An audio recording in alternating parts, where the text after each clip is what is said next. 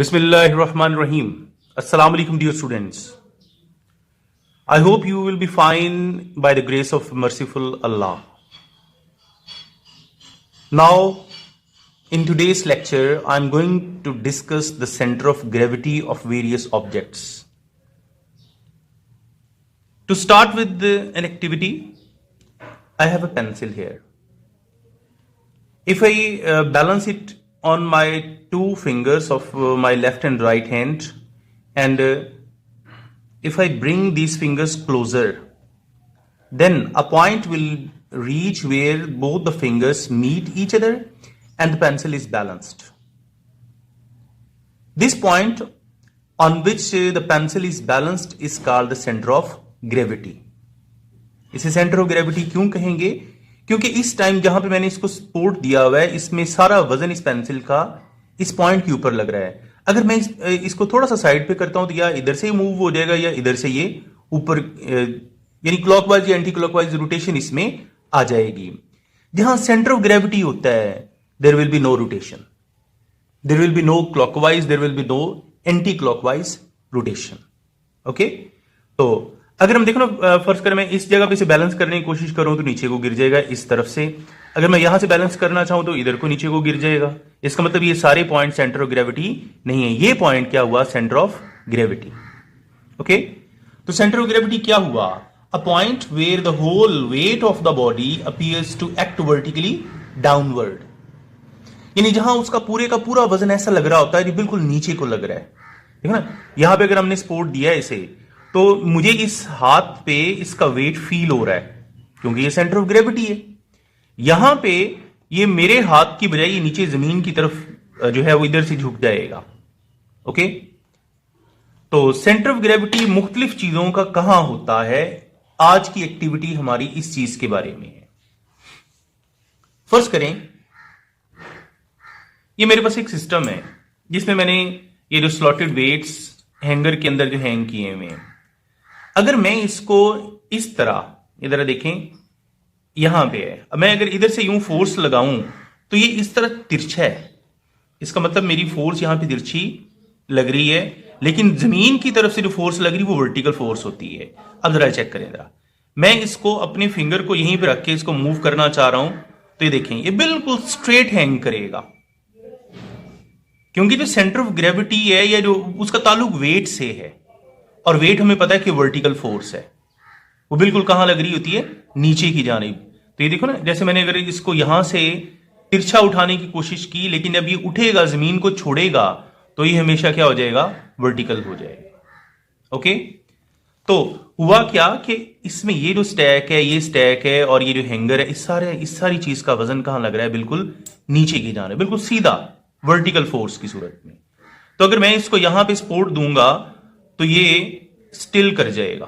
Okay, ये देख लें यहां पे स्टेक कर गया है.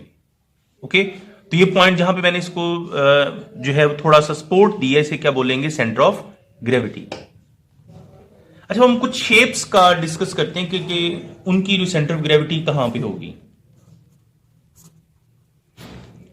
सपोज करें हमारे पास एक बिल्कुल स्क्वायर शेप्ड या कोई रेक्टेंगुलर शेप्ड ऑब्जेक्ट है. अगर हम इसका सेंटर ऑफ ग्रेविटी फाइंड करना चाह रहे हैं ना, तो हमें क्या करना पड़ेगा? हमें ये क्रॉस कॉर्नर्स को मिलाने वाले लाइन सेगमेंट्स ड्रॉ करने पड़ेंगे. इन्हें कहते हैं डायगोनल्स.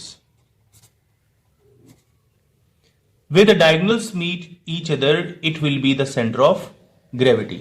जैसे देखें ये इधर से और इधर से जहां भी दोनों मिल जाएंगे, ये क्या हो जाएगा? Centre of gravity.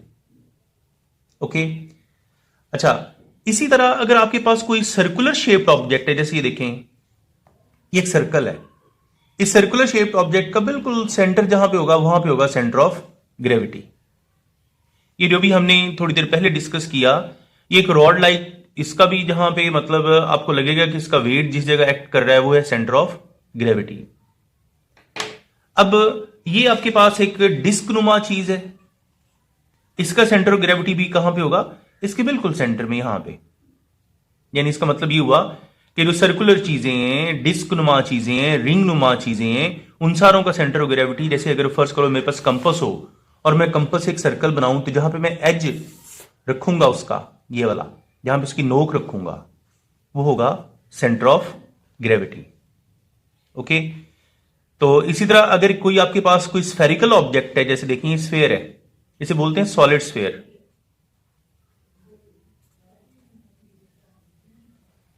इसका भी अगर हम इसको बिल्कुल अंदर, इसका जहां पे एक दूसरे को, लेट्स सपोज अगर हम इसको खोखला समझते, हॉलो समझते, तो इसका सेंटर भी कहां पे होता है, सेंटर ऑफ ग्रेविटी बिल्कुल अंदर करके सेंट्रल पॉइंट पे, जिसका फासला नीचे से और ऊपर से अंदर वाली साइड पे इक्वल हो। ओके, तो इसी तरह ये देखिए एक रिंग नुमा चीज है,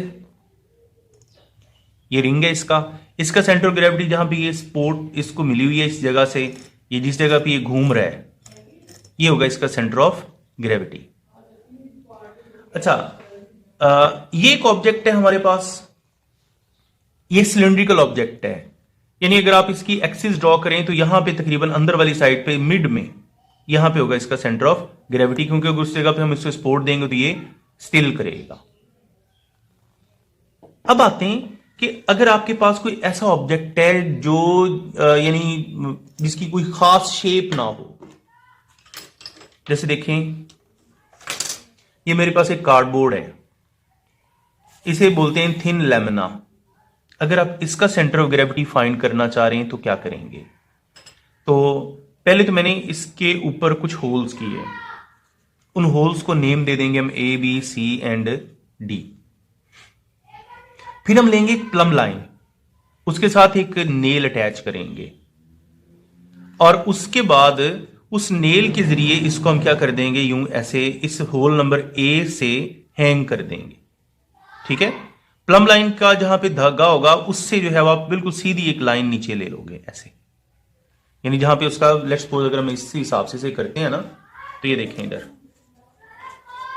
ऐसे ये धागा होगा इसका, इस धागे के साथ साथ आप क्या लगा दें, इसकी एक लाइन लगा दें। ये काम आप सारे पॉइंट्स के साथ रिपीट करेंगे। अब हम पॉइंट डी पे रखेंगे, ठीक है, जहां पॉइंट डी पे इसे रख के ये लाइन आप यहां पे लगा लोगे।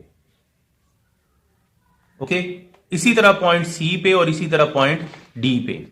तो जहां पे ये सारे, ये जितने भी हम ये पॉइंट सी और डी से लाइन लगाएंगे इस जगह पे कट करेंगे, और ये होगा इसका सेंटर ऑफ ग्रेविटी। मतलब ये हुआ कि if you want to find the centre of gravity of an irregular shaped object, you have to make some holes at different points.